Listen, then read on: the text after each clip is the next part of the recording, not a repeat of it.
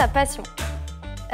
Donc je dirais que ma passion, c'est l'espace. Depuis que je suis toute petite, j'ai toujours admiré l'espace, regarder les étoiles, comprendre tous les objets célestes.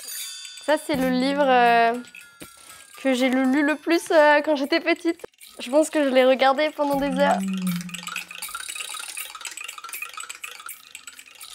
Qui est Phénix? Alors, Phénix, c'est le nom de la première fusée que j'ai construite et aussi conçue avec mon équipe dans mon école d'ingénieur. C'est une fusée qui a été lancée au C-Space quand j'étais en première année. Et son objectif, c'était d'être supersonique, donc aller plus vite que le son. Par contre, vous avez la pointe en aluminium. Ah, enfin. Ça, l'angle, il a été choisi exprès pour accentuer l'onde de choc supersonique. Elle a réussi, c'était extraordinaire. Malheureusement, on ne l'a pas vue très longtemps, puisqu'il y avait des nuages, mais elle est allée jusqu'à 3 km de haut. Et le petit système de libération parachute.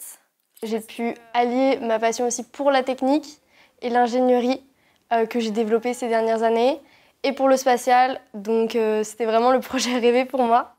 Et après, la ficelle pouvait s'enlever et libérer le parachute, qui était lui-même accroché à un autre parachute ici.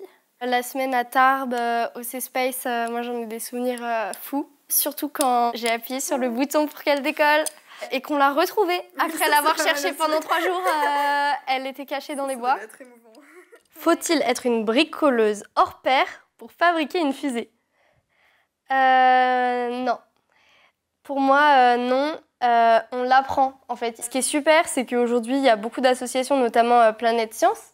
Ils ont énormément d'anciens qui ont fait des fusées, qui nous aident avec ce qu'on appelle les rencontres Club Espace. Ça a été une super aventure aussi humaine. J'ai appris énormément de choses, notamment à usiner, donc des pièces, à imprimer en 3D, à concevoir. C'est des choses que j'avais jamais fait avant. Du coup, ça, c'est notre fusée. Elle est très grande. Cette année, on a développé un système pour faire nos trous dans la fusée de manière absolument parfaite. Vous avez fait des tests avec les caméras? Pas encore, je crois pas. Nous, on a oublié. Du coup, la caméra, elle nous a filmé le matin du vol manger nos croissants. Ok, et après, elle avait filmé. La préparait, donc... Toi, tu as été chef de projet aussi dans une équipe qui était essentiellement une équipe de garçons. Moi, j'ai ça aussi. Et il y a des moments, c'est un peu difficile aussi d'être sûr que d'avoir leur attention et tout ça, parce qu'il y a toujours ce sentiment parfois d'être moins vu ou moins écouté. J'espère que j'arriverai quand même à gérer, même si je serai la seule fille. Je comprends très bien. Quand les gens ils t'ont élu en tant que chef de projet, ça voulait dire qu'ils voyaient en toi quelqu'un qui était capable aussi de rassembler l'équipe. Quel message souhaites-tu faire passer aux filles?